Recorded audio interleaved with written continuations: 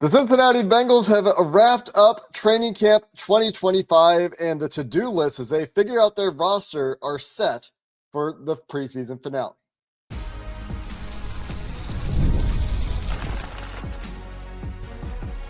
You are Locked On Bengals, your daily Cincinnati Bengals podcast. Part of the Locked On Podcast Network, your team every day.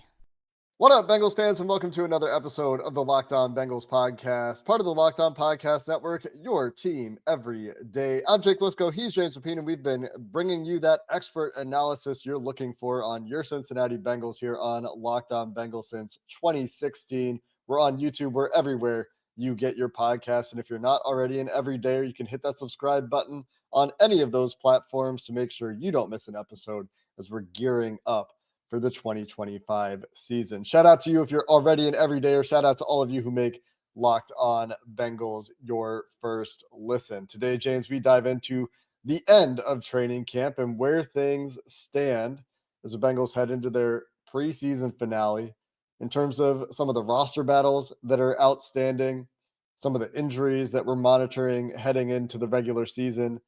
And while there's no movement on Trey Hendrickson, obviously that kind of looms over everything here. But let's get started with what we saw in terms of the final camp practice. And there was some commotion, at least on social media, James, when it was noted that Oren Burks was working with the first team defense in place of Demetrius Knight in practice. Let's clear that up, shall we? Yeah, let's do it. Let's clear it up. Guess what? Guys that were practicing on Thursday had played in a game less than 72 hours prior. And so that would be like Demetrius Knight, who is dealing with a lower body extremity injury, according to Al Golden. Al's very good about not talking about injuries outside of that. He says, go ask Zach, which is really big benefit of not being the head coach, even though he's leading and running the defense. And this was an injury thing more than it's anything else. I don't think it's a serious thing. I think it's a relatively minor maintenance thing, but there are a lot of guys going through that. Demetrius is one of them. And something Al said, I'll see if I can pull the exact quote. Yeah, I have it right here. On Demetrius Knight, here's Al Golden. I think he's had a great camp. I wouldn't trade 44 or 49 Barrett Carter for anybody in the draft.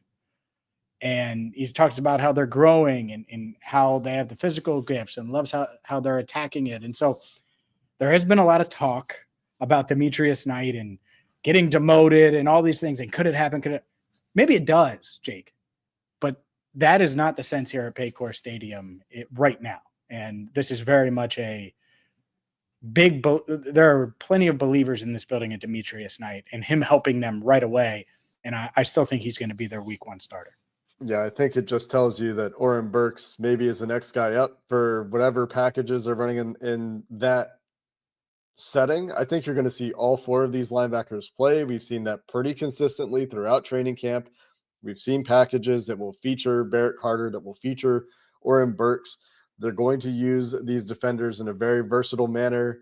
They're going to be much more multiple than we've seen in the preseason. Al Golden, once again, this is a third straight day of somebody or third straight episode, is it? Maybe it's not the third straight day. We didn't hear from them 3 days ago, where someone involved with the Bengals defense, this time it's the leader of that defense, Al Golden, says, look, it's my decision for the defense to look like it's looked. Really easy to scheme against. If you're upset with the way the defense is playing the preseason, yeah, there's things to correct, but just come for me, because he's really tripling down, quadrupling down, whatever it is. The defense is going to look so different when the regular season comes around. We'll see if that's the case, but part of that is his confidence in these young linebackers, his confidence in Chris Jenkins, who he thinks had maybe the best camp out of any player on defense, getting that high level of praise from Al Golden after Thursday's practice as well. So that's what's going on with Demetrius Knight, one of a few players managing something. It doesn't sound necessarily like there's anything severe going on, but a number of players also on the rehab field, including Andre Yosevach, who didn't practice on Thursday, but doesn't sound like there's anything major there either. No, this was like maintenance day, and it's the last day of training camp, and Yeah, the preseason finale Saturday, and guys like Andre Yosavash certainly aren't going to play in the preseason finale. And so why trot them out there now? Give them multiple days rest and to heal the aches and pains. I know what Andre's dealing with. I'm not sure I am permitted to say necessarily it is minor. Like, he could play. Like, if they play Cleveland Sunday, he'd play, right? If they play Cleveland today, he'd probably be able to play. But it's something you want to take care of now as much as you can, so he's not dealing with it all year long. Put it that way. And so Andre's fine. Don't read into it too much, even though it allowed Mitch Tinsley to get some even more run with Joe Burrow, even more run after, and we've seen it throughout camp a little bit, 82 to line up and do that. Well, he was out there with Jamar and T, and Charlie rotated in as well. But with Andre out, it was a good opportunity for Mitch Tinsley. I think he caught one ball from Joe. There was a deep ball that Joe tried to hit him on, and I couldn't see exactly because of where they were on the field what happened, but it was incomplete. But yeah, the trust is certainly there. Mitch Tinsley, his stock has been trending up. I think he's, spoiler, a roster lock. Mitch Tinsley is making this team. Yeah, and I think we're going to learn a lot about that when we see what the plans are for playing certain guys. I don't know how exactly this is going to play out for Mitch Tinsley, but if he doesn't play, it's a pretty good indicator that he's going to be on the team. And we'll see how this plays out at a number of positions when we dive into that conversation a little bit more. But Mitch has some real believers in the building, and I think he has throughout this process. I remember when I got down there, James, we were talking about Mitch Tinsley and the way they were talking about him behind the scenes. It was like, yeah, he's probably a good bet for the practice squad. And at the time, we thought Isaiah Williams was ahead there. And the caveat that we kept giving when we talked about it was these guys also have to make plays during the games. And boy, did Mitch Tinsley make plays during the games. Did you see the video of Joe Burrow reacting to the second touchdown catch? Ooh, like, look. Fully agape, jaw-dropping stuff. Yeah, he looked like we do, or most of our listeners and viewers do, watching Joe Burrow every week, where you're like, oh, what? How did he do that? Like, that's Joe. And I talked to a veteran defender about Mitch Tinsley, and he's like, dude, those catches, and they're not just going off of that. He was like, and even in practice, he's smooth. He's a really good route run. Like, he was just breaking down everything he does well. So much so that this veteran went up to him like, hey, what round were you drafted? He was like, oh, I was undrafted. He's like, oh. And so just to give you an idea, like, definitely thought he was a draft pick at 1 year, at some year. I don't think he thought he was a rookie, but gives you an idea of the impression Mitch Tinsley is leaving on his teammates. Yeah, we'll see how that translates to the regular season, of course. As we always do, there have been preseason heroes at the wide receiver position in Cincinnati before. Wow. And look at you being negative. I'm not being negative. I was going to conclude it with, and Mitch Tinsley has a very good chance not to go down the same way those guys do.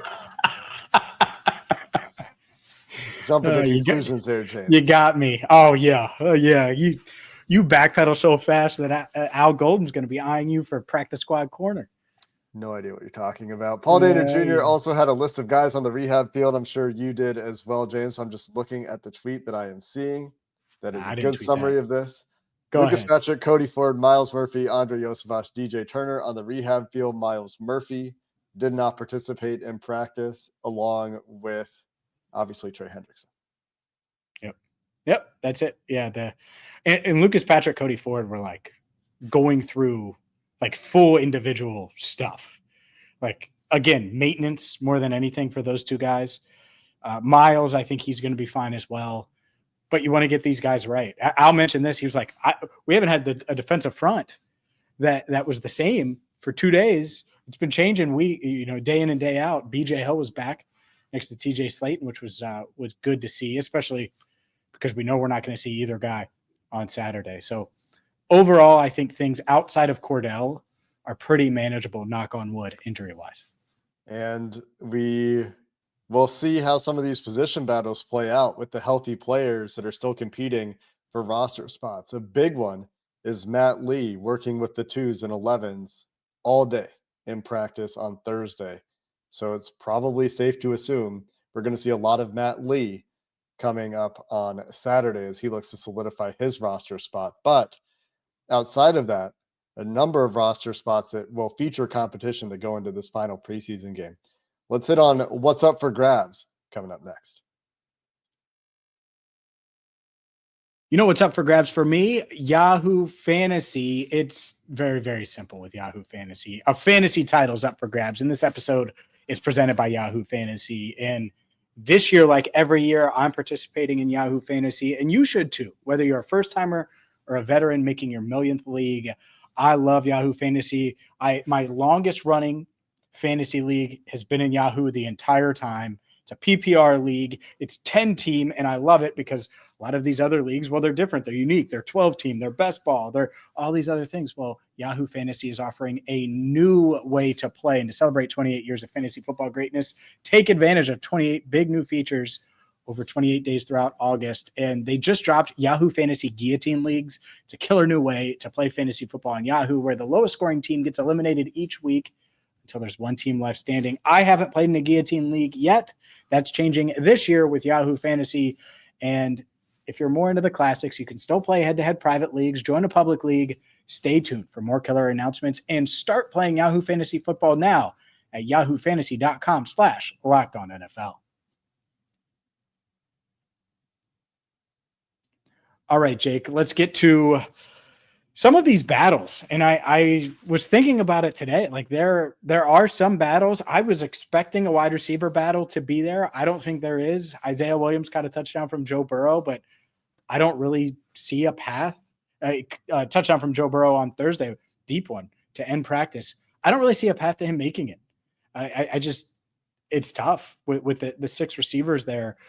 So I'm going to go to the other spot that I think is really, really interesting. Tight end. Do you think that there's a tight end job up for grabs? Could Cam Grandy push Tanner? Do you think that they just keep five? What is that? How does that look? Because I don't know. Like we've seen Tanner Hudson play with the first team, the second team, and then the third team this preseason, but Joe loves him. He may be inactive, but maybe he's out there. I think the tight end spot is pretty interesting going into Saturday.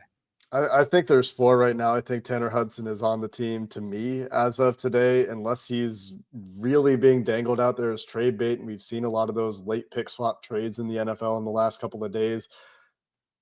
Maybe Mitch Tinsley is in that conversation as well, but I really doubt it the way that they're talking about him with how much he's liked in the building. I think they just keep four tight ends. I think they just keep six wide receivers. I think Tanner Hudson could be active on game day too. They could just activate all four guys because Tanner Hudson is playing a ton on special teams this preseason. He's on every special teams unit except for field goal block.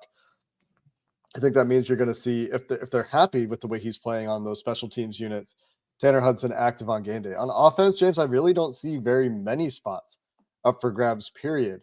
They're so injured with depth on the offensive line. I don't know how much of a battle we really have at any of those spots. I think unless they make a move, the starters are set. And I think it is going to be Lucas Patrick at right guard. And I think it will be Jalen Rivers as a backup. It'll be Cody Ford as a backup. And then I think with Matt Lee's trending in the right direction for health, that's Matt Lee at center. So that's 8 offensive linemen on your team. Mm-hmm. And this is where I'm not really sure what they're doing outside of those 8. Devin Cochran's been hurt, but he might end up on the team as a default tackle 4 because there's nobody else. I don't think that Jackson Kirkland has done enough to show that he should be the 4th tackle on the team, but maybe Jackson Kirkland is the 10th lineman on the team if they choose to keep 10 offensive linemen because they do think he has that tackle guard versatility. I personally think more suited to guard, but he did play tackle for a whole lot of that second preseason game. They have to add here, right? Like this. It continues to feel like a move is necessary. Yes. But the word that I would rather say than necessary is inevitable. But I don't know that I feel like it's inevitable because of the way it's gone so far. Yeah, I think that they're going to get through Saturday. Maybe they're hoping that Reisner, it comes through and that they can go that route. I would address it somehow. You either need a swing tackle or you need a backup guard because Cody Ford, you can't say, oh, well, he's going to back up 4 spots. And that's where they're at right now. Like, that's it. He's backing up 4 spots. You have a guy in Jalen Rivers who, I get it. There's going to be a lot of people that like him, but he's a rookie that they had to move from tackle to guard. They were hoping he would work out at tackle. Now they're moving him into guard. Lucas Patrick's well ahead of him. That's not a position battle from what I've heard and what I've gathered. So is Jalen Rivers your first guard off the bench? Like, that's tough. It's tough. And the other thing that I keep coming back to is how perfect of a fit it is for Lucas Patrick to back up all those spots. Like, he can back up your center spot and both guard spots. Jalen Rivers right now is backing up 1 guard spot because he's only played that 1 right guard spot. That's a tough ask. And it is also tough on game day, if that's the case, for a Matt Lee, for example, to be center too. So I just want to point that out just in case, because we haven't seen a ton of Matt Lee. We haven't seen him in the preseason at all. He's missed a ton of reps. It's like, I don't think he's in jeopardy, but if he's not position versatile and you have all these other guys, who knows? Who knows how it looks from a game day active person, an 8 lineman active on game day type of scenario. Yeah, if they were to sign a guy and then Lucas Patrick were backing things up, then it would get interesting. I don't know how much Lucas Patrick has repped at center lately. Like, he's been repping at right guard. There was a little bit at second team center early in camp. And since he's returned to practice, he's been at guard the whole time. I do think Jalen Rivers has repped some at left guard, James, maybe just not in especially recent team work, but maybe in like one-on-ones. I feel like I've seen him at left guard. But the other thing is he is experienced on the left side in college. So it's not like the left side is totally alien to him. The right side is what's newer to him, and that's where he's been working mostly lately, especially in everything we've seen since they moved him to guard. Sure. And maybe they're comfortable there. And maybe that's it. Maybe those are your alignment. Maybe it's Lucas Patrick starting and it's Rivers as a backup, and you have Cody Ford as a backup, and then you just have a center as a backup. And those are your 8 linemen that are active. It might be that simple, where it's Lee, Rivers, and Ford. I mean, that's the way the roster looks to me right now, as far as like guys that I think are safely aboard versus like Cochran and Kirkland, who I still think are kind of fringy, but kind of on the roster by default right now. The last one is going to be Seth McLaughlin, and we'll see how much he plays. He only played a handful of snaps in that second preseason game, obviously working back from that Achilles injury. A lot of people out there, big Seth McLaughlin believers, James. I've had people tell me that if they let him go, somebody's going to claim him and he's going to be a Pro Bowler. So there are big believers in Seth McLaughlin out there. And I think that there's a bit of an uphill struggle for him, especially if they're seeing him as a center only, which is where he's worked so far, to get onto this roster right now. And last week was an indicator, at least for me, because if he had gotten in sooner, then you're like, oh my goodness. But he didn't. And it was really late in the game. A lot of people probably didn't even notice. And you get in, and spoiler, he's not going to start Saturday. Matt Lee, all indications are he's starting. So how long is Lee in? It shows one, and he needs to be in. He hasn't played enough in team. Like, he needs those reps. So I would play him at least for a half. Maybe they play him longer, and then McLaughlin is someone they try to stash. Like, it might be that route. That might be the best route, especially you can't carry 2 center onlys on the back end. Like, that's just really tough. Like, say you'd have to feel like Matt could either be a guard or that Seth could be a guard. And we haven't seen enough of that to buy into that. Maybe it's possible, but we haven't seen it yet. I don't think we've seen any of that to believe it's possible. Maybe we do in this final preseason game. This is our last chance to see any of these guys work at different positions, but I would not expect it. Let's be clear about that. Seth McLaughlin, left tackle. Yeah. There are more interesting to me, James, roster battles on the defensive side of the ball, where I have a really hard time distinguishing from the guys competing at the back of that cornerback room, at the back of the defensive tackle room, and guys that are going to be rotating at defensive tackle, like game day actives at defensive tackle, I think still up for grabs in some way, shape, or form. I don't know if it's necessarily a game day active at linebacker, but certainly a roster spot there. We'll see how this long snapper battle shakes out. I don't know that much has differentiated those guys, at least from from our perspective. Let's finish up with the remaining roster battles that have a chance to differentiate themselves here in the final preseason game coming up next.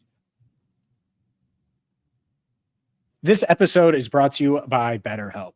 These days, it feels like there's advice for everything. Cold plunges, gratitude journals, screen detoxes, but how do you know what actually works for you? With so much information online about mental health and wellness, it can be overwhelming to figure out what's true, what will actually help you. And that's where talking to a licensed therapist through BetterHelp can make all the difference. You get real personalized guidance instead of guessing based on something you saw on social media. The beauty of BetterHelp is that they have over 30,000 therapists. They're the world's largest online therapy platform, and they've served over 5 million people. And it's going to fit into your schedule. It's busy time. It's football season. Everyone is busy right now. Well, it's just a click to connect, and you can even switch therapists at any time if you need to with BetterHelp. Talk it out with BetterHelp. Our listeners get 10% off their first month at betterhelp.com/lockedon. That's BetterHelp, HELP.com/lockedon. Let's start with corner, James. I think they're looking to keep 6 cornerbacks. That's my guess. And this is with 10 offensive linemen, just to wrap up on offense. 10 offensive linemen, 6 receivers, 4 tight ends, 3 running backs, 2 quarterbacks. So 25 players on offense, which leaves you with 25 players on defense, 3 specialists. Cam Taylor, Britt Dax Hill, Josh Newton, DJ Turner, all in my mind, locks. I think those first 3 guys are your starters right now. DJ Turner has been hurt, so it's possible that would have been a competition, and DJ Turner at some point could certainly start this year. But past those 4 guys, DJ Ivey, Marco Wilson, Braylon Lux, Jalen Davis, all competing for what I think is 2 spots. And maybe it's only 1. It's possible they think they can get some of these guys through the practice squad or bring them back later if they need to. Do you have any strong feeling about a hierarchy there? Like, it seems like DJ Ivey's maybe ahead of those guys, but they also, I think, really like Marco Wilson and Braylon Lux. I 100% agree with you. And I think that's where it gets really interesting. I do think DJ Ivey makes the team, but Braylon Lux is like does Braylon Lux take Jalen Davis's spot almost? Like, is that like that's kind of like the battle, like where you have your second nickel corner and the guy that you really can promote in a pinch behind Mike Hilton. In the past, who has it been? It's been Jalen Davis. Maybe this year it's not. Maybe it's Braylon Lux. He made another play today. I believe it was today. It was a nice pass breakup. I forget on who. I'd have to go back and look. But like, Lux has made an impression on these guys. But, and I said this back when they signed him, Marco Wilson has some fans in the building.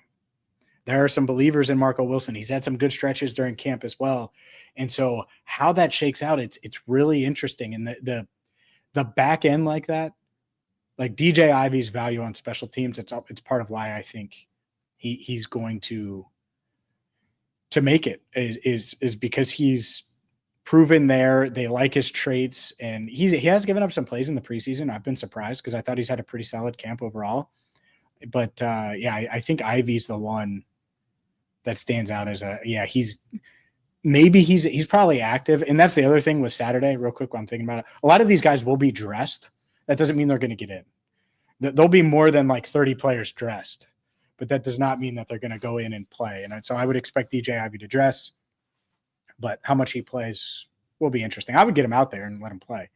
I would let a lot of these guys play, get reps under their belt. I think a really interesting part of this, James, is what if they just think that they can get Braylon Lux and or Jalen Davis to the practice squad, and they really like Marco Wilson and DJ Ivey? There is a world where they keep those guys and say, well, if one or both of Jalen Davis make it through and Braylon Lux make it through waivers, then we'll figure it out then. Maybe both guys go to the practice squad. Maybe they pick one after waivers and after the cut down. But the back of that corner room, I think one of the more interesting battles where DJ Ivey has played a ton, Braylon Lux has played a ton, and we just saw 1 game worth of snaps from Marco Wilson where he played 29 snaps. I think you're going to see a lot of those guys in this final preseason game to see if anyone can differentiate themselves. Now, one position that we haven't talked about a lot, because I think it's really straightforward if Trey Hendrickson has signed his deal, but with our proximity to the regular season, I think it's increasingly in doubt whether or not Trey is on the roster for week 1. And if he's not, then that gets kind of interesting too. I think if he is, then it's Trey, Shamar, Joseph Osai, Miles Murphy, Cam Sample, Murphy dealing with injuries as well. But who do you think that next guy is in the case that they need somebody? I think probably this is going to be a guy that's coming from the practice squad, but we haven't talked much about edge, like I said. Who do you think that next guy is? Oh, I would say Cedric Johnson. Right. And that's it. It's like, well, how long is he out? Like, what is he close? Is he not? But yeah, he's hurt. And so that's where it gets really, it's tough. Maybe it's a guy that's not on the roster. Right. Mhm. And that's it. But I would say Cedric Johnson. Like, I would still lean there. Like, if there's a guy, it could, because we don't really know, but he's missed so much time. Maybe it's because I saw him talking with Trey today and they were like talking about technique and stuff. It seems like Trey's talking to everybody, like chomping at the bit to try to get on the field if he could. But yeah, without him, look, they're going to be missing it's almost like guard. Like, if you don't have Trey, you better go out and get someone, which doesn't really make sense. And I get it, but you'd almost have to, I'd feel like, to have, because who's going to win? Like, who's your third down? He's absolutely going to, like, that's Osai. They just won't have that if they don't have Trey. Like, well, that's tough. That's tough. Yeah. So, well, it comes back to, you just got to get Trey done. In this world, can't happen. If the deal isn't done by week 1, I think they do have to keep him on the 53-man roster, which means you're probably talking about a call-up situation. But I wonder if that changes their calculus at defensive tackle, where, again, I think one of the more interesting battles that is left is at defensive tackle. Taven Bryan's been playing a lot of edge. And maybe that would be the idea there, is you keep extra guys on the interior, Taven Bryan, McKinley Jackson, one of Howard Cross and Eric Gregory. Maybe that's the way it goes. And then Taven Bryan is a guy that slips into the edge rotation as well. And he plays both spots for them. Howard Cross played a little bit of edge, I think, in week 2 as well of the preseason. But between those 4 guys, Taven Bryan, McKinley Jackson, Howard Cross, Eric Gregory, seems more likely than not you're talking about 4 guys for 2 spots. And I wonder if either of those undrafted free agents this year, Howard Cross clearly has fans in the building. Eric Gregory, I think, has fans in the building as well. Finally got to show something in that second preseason game. Do either of those guys do enough to make a push for the roster, knowing that Taven Bryan's a pretty known quantity and McKinley Jackson's a second-year, third-round pick. And cutting a second-year, third-round pick is a pretty unusual thing to be considering. Yeah. And I don't know if they are. I don't know if they are. I think it's been weird. The McKinley stuff has been weird of how he's used and all of those things. But and by how he's used, like, he's playing deep into that first preseason game, but he was productive. And so maybe they're just trying to get the right response out of him. I still think he makes it, but we'll see. These undrafted guys, I do think Howard Cross has impressed, and you could see it where he's like, all right, well, let's get him to the practice squad. Let's continue to develop him. I'm not sure he's going to do enough, but he will play on Saturday, and better believe I'll be watching 93 McKinley Jackson and how they use him, how much they use him, and how much he's on the field, because that's going to be an indicator as well, along with Taven Bryan for that matter. But you're right. You're talking about a proven commodity in Taven Bryan, and someone that's not going to – I would be surprised if he's like, oh, yeah, practice squad me. I think he's a roster guy somewhere in the league. Yeah. I think that might be one of the only spots where you're looking at players that are actually going to be part of defensive rotations, like planned defensive rotations, not just like if an injury happens, you're on the roster for special teams reasons, you're active for special teams reasons. Like BJ Hill, TJ Slayton, Chris Jenkins going to play a lot on the defensive interior, but whoever that 4th guy is going to play at least a little bit, I think. And so given that the 4th guy is such a question, to me at least, I think that's one of the only spots we're talking about this Saturday, that there's a player that's going to be playing at that spot, rotating at that spot, who might be rotating on Sundays this year as well, versus like backups at other spots. We're talking about depth and that kind of roster battle. Yeah, no, I agree. It's unique, and they need all the help they can get there, even with Al Golden praising Chris Jenkins and saying he was as improved or as impressive as any player in camp. The next position battle that I think is interesting, LB5. Yeah. Is it Joe Giles Harris? Is it Shaka Hayward, who made a really nice play today? Mumajong Meta was it stole everyone's hearts last year. Those three are battling. I lean, is it Giles Harris or Giles Harris? Either way, I think it's Giles Harris, but I lean Joe Giles Harris. I think he's had the edge to this point. He's a good special teamer. He's made plays. But I also think that Shaka Hayward has fans in the building. And so this one really could go down to the wire and be decided if they keep a fifth linebacker. And I lean towards them keeping a fifth linebacker. Yeah, this is where maybe they could trim a spot if they feel like they need that extra body on the defensive interior, if Taven Bryan is going to be splitting between the interior and the edge. And they feel like they want to get that spot on the defensive side of the ball, because unless they carry 9 offensive linemen and they just think they can get one of those guys to the practice squad, which they probably could, then you're looking at a potential tight roster configuration to get the fifth linebacker onto the team. I think I've been saying Giles. I think Joe Giles Harris or Giles Harris, based on his captaincy in week 2 and based on the praise that went into that captaincy in week 2, tells you something about where he is in the minds of the coaching staff. Safety, I think, pretty set, James. We're going to see Geno Stone, Jordan Battle, Tyson Anderson, Dejon Anthony, unless they make a last-second move. And one way or another, we're going to see 3 specialists, Mikal Adamitis and William Wagner, yet to really differentiate themselves in my mind, James. Have you heard anything about long snapper? Nope.